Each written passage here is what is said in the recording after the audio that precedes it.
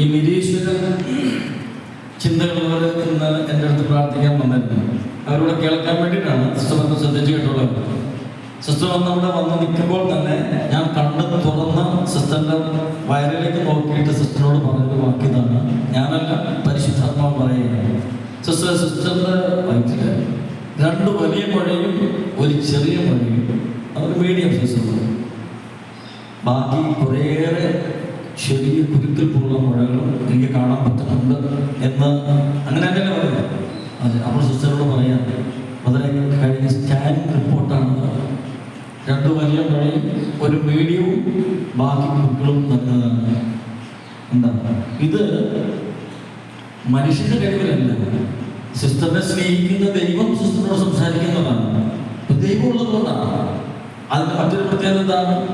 ഫസ്റ്റിന് മുഴയുണ്ട്, നമ്മുടെ മുഴയുണ്ട്, വേദനയുണ്ടെന്ന് പറഞ്ഞതിന് ശേഷം പ്രാർത്ഥിച്ചിട്ട് അത് മാറി എന്ന് പറഞ്ഞ് നോക്കുമ്പോൾ പിന്നെ അത് കാണുന്നില്ല. ഇതൊരിക്കലും കറക്കിപ്പറ്റി അല്ലെങ്കിൽ മനുഷ്യന്റെ കഴിവിലല്ല, ഇത് ദൈവം പ്രവർത്തിക്കുന്നതാണ്.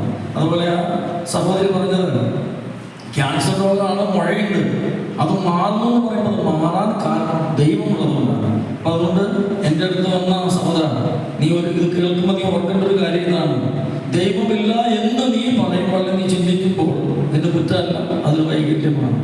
ദൈവം തെളിയിക്കുകയാണ് നമ്മുടെ മുൻപിൽ, ഞാൻ ഇന്നും ജീവിക്കുന്നതാണ്. ഹല്ലേലൂയ. അതുപോലെ ഒരു കാര്യം, അതേപോലെ തന്നെ ഞാൻ മെഡിസിറ്റിയിൽ ഇതിനു മുമ്പ് ട്രീറ്റ്മെൻറ്റിന് പോകുന്നത് ന്യൂമോത്രാസ് വരുന്നതിന് മുമ്പ്. അപ്പം ന്യൂമോത്രാസ് വന്നപ്പോൾ തന്നെ 1 മണിക്കൂറിൻ്റെ വ്യത്യാസത്തിൽ മരക്കൾ പോലെ അത് രക്ഷപ്പെട്ടുകൊണ്ടാണ് ഞാൻ ഇവിടെ നിൽക്കുന്നത്. അപ്പോൾ ഡോക്ടർ അത് കൃത്യമായിട്ട് പറഞ്ഞു. അപ്പം അതിനു മുമ്പ് ഞാൻ മെഡിസിറ്റി ട്രീറ്റ് ചെയ്യുന്നുണ്ടായിരുന്നു. അപ്പം ബ്ലോക്ക് ഉണ്ടായിരുന്നു അതിൻ്റെ കാലിലും ഞാൻ ബ്ലോക്ക് ഉണ്ടെന്ന് ഡോക്ടർ പറഞ്ഞായിരുന്നു. അപ്പം തിരുമ്പോ അതിനെ ട്രീറ്റ് ചെയ്യുന്നപ്പോൾ ഞാൻ പറഞ്ഞ വെയിറ്റ് ചെയ്യാൻ നമുക്ക് അവധിക്കാണ്ട് പറഞ്ഞാൽ ഞാൻ പിന്നെ തൽക്കാലം മരുന്ന് നോക്കാം, കുറച്ചുകൂടെ പ്രായമായി കഴിയുമ്പോൾ പിന്നെ തീരുമാനം ഇത്തിരി ചെറുപ്പത്തിൽ തിരുമാന്ന് പറഞ്ഞ മഠത്തിൽ എന്ത് തിരുമാൻ ചോദിക്കുകയായിരിക്കും. അപ്പോൾ അതുകൊണ്ട് ഞാൻ ഇല്ലാന്ന് പറഞ്ഞാൽ ഞാൻ മാറിപ്പോയത്. ഞാൻ പിന്നെ അക്കാര്യം കേട്ട് ഞാൻ അക്കാര്യം നോക്കുന്നില്ലായിരുന്നു. കുറച്ചാണ് മരുന്ന് കഴിച്ചിട്ട് ഞാൻ പിന്നെ അത് നിർത്തി. അപ്പം മരുന്ന് സ്ഥിരമായി കഴിക്കാനൊരു സുഖമായിരിക്കുന്നുണ്ട്. അപ്പോൾ അത് കൃത്യം വൃദ്ധ ഇന്നലെ കാണിച്ചപ്പം ഇങ്ങനെ ബ്ലോക്കിൻ്റെ കാര്യം പറഞ്ഞു. അതാണ് ഞാൻ ഓർത്തതിന് പിന്നെ ചാപ്പൽ വന്ന് കാണിച്ചപ്പോഴാണ് മെഡിസിറ്റിയിൽ ഇങ്ങനെ പറഞ്ഞത്. അവിടുത്തെ റിപ്പോർട്ടുണ്ട്. അപ്പോൾ അവിടെ ഒന്ന് പറഞ്ഞ കാര്യം ഓർത്തു.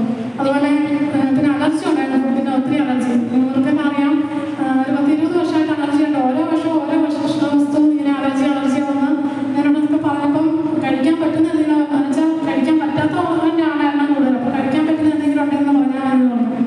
അപ്പം അത് ഇന്നലെ കാണിച്ചിട്ട് കഴിച്ച് നോക്കണം പറഞ്ഞു. കഴിച്ചപ്പോൾ ഒരു കുഴപ്പമില്ല, ഗ്യാസിൻ്റെ പ്രശ്നം ഉണ്ടായിരുന്നു എന്തെങ്കിലും ഭക്ഷണം കഴിക്കുമ്പോൾ.